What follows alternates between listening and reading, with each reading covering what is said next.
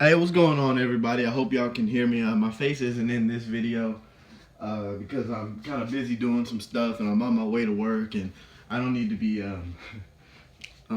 driving and doing those videos like that. It's just not safe. So if I'm in the car, you guys will know that I'm in the car because you won't see my face anymore. But other times you'll still see my face. It just won't be while I'm driving. So just want to let y'all know that. But one thing I wanted to address before I got to work today is someone asked me, because I'm passionate about social issues and that kind of thing, if I ever got my name big enough out there, would I ever go on Fox News? And there's two parts to that. Number one, I want to make a difference, but at the same time, it's not about me making my name bigger. If I end up getting a whole bunch of followers, and that's the only way that more people can hear, the message that I'm trying to show, then okay, I guess that just comes with the territory. You can't be a small town guy and really affect a lot of things if nobody knows what you're saying. I get that. So just wanted to address that is not my goal, just to be known because of that, or get known, just get famous or whatever off of it. Because I feel like the black community is too important, too precious, too sacred to have some people who are just talking about these issues to benefit themselves and not the entire community. So I just wanted to say that. And number two, the reason why I would probably decline to go speak to Fox News is because well, number one, I don't really agree with a lot of the way they present their news, number one. And number two, see, I can tell black folks that black on black crime is wrong, that we need to stop it. But if I go on a show like Fox News and say somewhat of the same things they say, because they always bring up black on black crime, then the coon comments and the Sambo comments and all that stuff comes up. And one thing that I don't want to do is alienate black folks and have them feel like I'm turning my back on them, because that's not the case. That's not what I'm trying to do.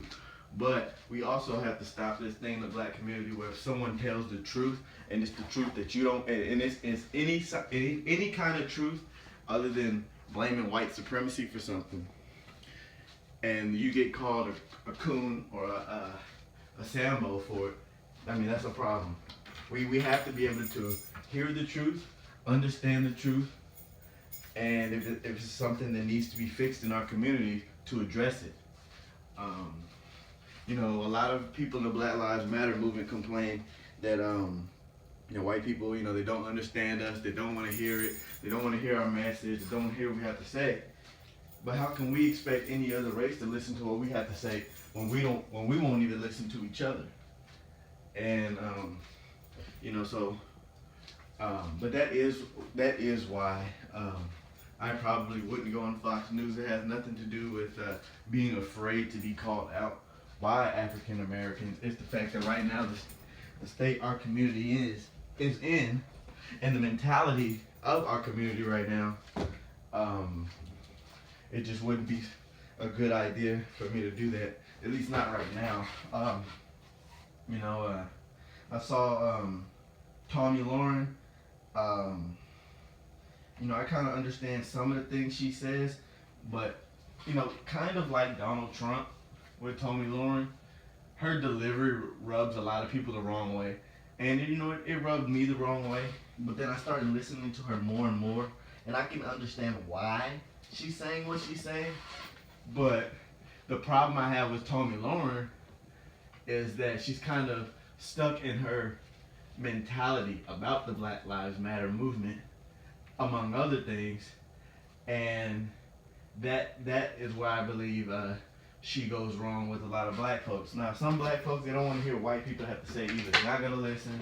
They don't care what she says, and that's the bottom line. But for most rational people, the reason why she infuriates a lot of rational black folks is because, and you can see by her mannerisms when she's doing interviews, she's kind of looking off to the side, or you can tell by her facial expression that she's like, all right, let this person finish what they're saying. I'm kind of gonna tune out what they're saying. I'm just gonna wait till I stop hearing their voice so I can continue speaking my rhetoric.